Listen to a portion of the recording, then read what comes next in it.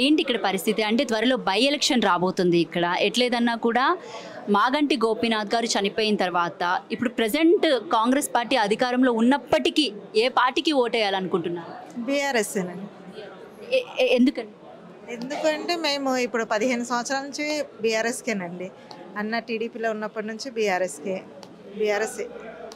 అంటే why BRS ఏమైనా పర్టికులర్గా చెప్పగలుగుతారా? పర్టికులర్ అంటే మాకు డెవలప్మెంట్ అయ్యింది బీఆర్ఎస్ నుంచేనండి. ఇక్కడ మా ఏరియాలో అయితే గోపీనాథ్ అన్న వచ్చినప్పటి నుంచే డెవలప్మెంట్ అయ్యింది. కాంగ్రెస్ అన్నది ఎప్పుడు లేదు, అసలు మామూలు సిటీలో లేదు. మామూలుగా అయితే ఇప్పుడు ఆయన రేవంత్ రెడ్డి సీఎంగా ఉన్నారు కానీ మాకేం బెనిఫిట్స్ అయితే ఏం రాలేదండి. ఎందుకు మీ అమ్మకి పెన్షన్ వస్తుందా? మా అమ్మకా ఏం లేదండి, ఏం లేదు. పెన్షన్స్ ఏందండి, కేసీఆర్ చెప్పిన పెన్షన్సే కదా, అవి కూడా రెగ్యులర్గా ఏం రావు. 4000 పెన్షన్ ఇస్తానన్నారు కదా, మరి 4000 ఎక్కడ ఇస్తారన్నారండి? ఇవ్వడం లేదు.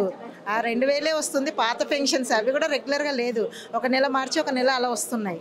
ఒక్కటి చెప్పండి అమ్మా, రేవంత్ రెడ్డి పాలనకి కేసీఆర్ పాలనకి అసలు మీకు ఏమైనా పొంతన కానీ తేడా కానీ కనబడుతుందా? అసలు రేవంత్ రెడ్డి పాలన అంటే హామీలు ఇచ్చింది ఒక్కటి కూడా ఫాలో కాలేదు, చెప్పడం మట్టుకే కానీ అవి తీర్చడం అయితే చేయలేదు.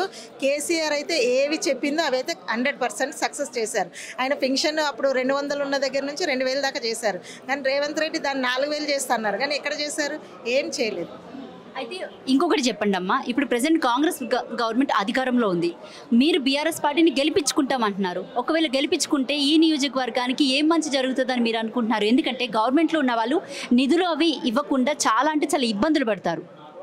మరి అట్లాంటి నేపథ్యంలో మీరు ఓటేసి గెలిపించుకుంటే మీ నియోజకవర్గానికి అసలు బీఆర్ఎస్ పార్టీ న్యాయం చేస్తుందని మీరు అనుకుంటున్నారా? 100% అవుతుంది. ఎందుకంటే ఆల్రెడీ 5 years గోపన్ననే ఉండాలి ఇక్కడ. అనుకోకుండా తను అలా జరిగింది కాబట్టి మా నియోజకవర్గంలోనే కాంగ్రెస్ పార్టీ ఏమి ఇవ్వకుండా ఇంకెంత అండి, ఒక 2.5 సంవత్సరాలే. ఆ తర్వాత అయినా మా బీఆర్ఎస్ఏ మొత్తం టోటల్గా వచ్చేది మా బీఆర్ఎస్ఏ. మీ బీఆర్ఎస్ అని ఓన్ చేసేసుకుంటున్నారు? 100% వచ్చేదే బీఆర్ఎస్, మా బీఆర్ఎస్ అండి. 100% బీఆర్ఎస్ఏ వస్తుందండి టోటల్గా. ఓకే, ఎలక్షన్స్ వస్తున్నాయి, ఇప్పుడు మళ్ళీ బై ఎలక్షన్ వస్తుంది, ఏ పార్టీకి ఓటేద్దాం అనుకుంటున్నారు? బీఆర్ఎస్.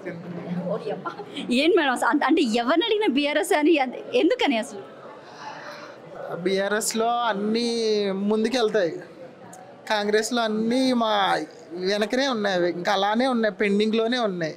బీఆర్ఎస్లో అయితే ప్రతిదీ పిన్ టు పిన్ అలా జరుగుతూ ఉంటుంది. ఈ ప్రభుత్వంలో ఎక్కడదక్కడ అలాగా ఉంటుందండి. దానికోసం మేము బీఆర్ఎస్కే వేయాలనుకుంటున్నాం. అంటే ఇప్పుడు వరకు మీకు ఏ డెవలప్మెంట్ కూడా కనిపించలేదా? ఈ 2 సంవత్సరాల కాలం పాటు రేవంత్ రెడ్డి వచ్చిన తర్వాత కొత్త పనులు కానీ పూర్తయినటువంటి పనులు కానీ జూబ్లీ హిల్స్లో ఏమైనా కనిపించాయా? అసలు ఏమి కనపడలేదండి, ఇంకా సమస్యలు ఎక్కువ అవుతున్నాయి. ప్రస్తుతం ఇప్పుడు రైనీ సీజన్లో ఉన్నాం, ఈ సీజన్లో చూడండి ఎలా ఉందో పరిస్థితి.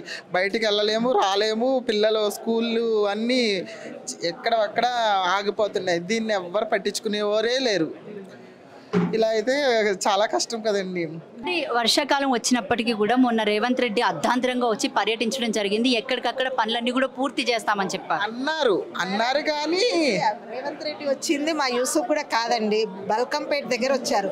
మా ఇటు పక్కకి జూబ్లీ హిల్స్ నియోజకవర్గంలో పర్యటించామని చెప్పారండి. మరి జూబ్లీ హిల్స్ లో ఎవ్వరూ రాలేదండి, వచ్చింది బల్కంపేట దగ్గర అండి, అమీర్పేట. అది మా దగ్గర అయితే ఏ రేవంత్ రెడ్డి ఇంకెవరు కూడా జూబ్లీ హిల్స్ లో వర్షం పడినప్పుడు ఎఫెక్ట్ అయ్యే ఏరియా ఎక్కడండి?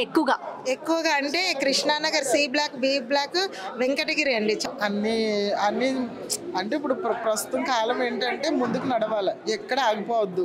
ప్రస్తుతానికి అన్ని పెండింగుల్లో ఉన్నాయి. ఇప్పుడు ఈ ప్రభుత్వంలో పెండింగులు ఉన్నాయి కాబట్టి మళ్ళీ బీఆర్ఎస్ వచ్చిందంటే మనం అనుకున్నవన్నీ ఇంకా ముందు ఫోర్స్ అన్నా చేసి మీరు పనులు చేయించుకుందామని సిద్ధపడుతున్నాం. అందుకు మేము బీఆర్ఎస్కి వేయాలనుకుంటున్నాం.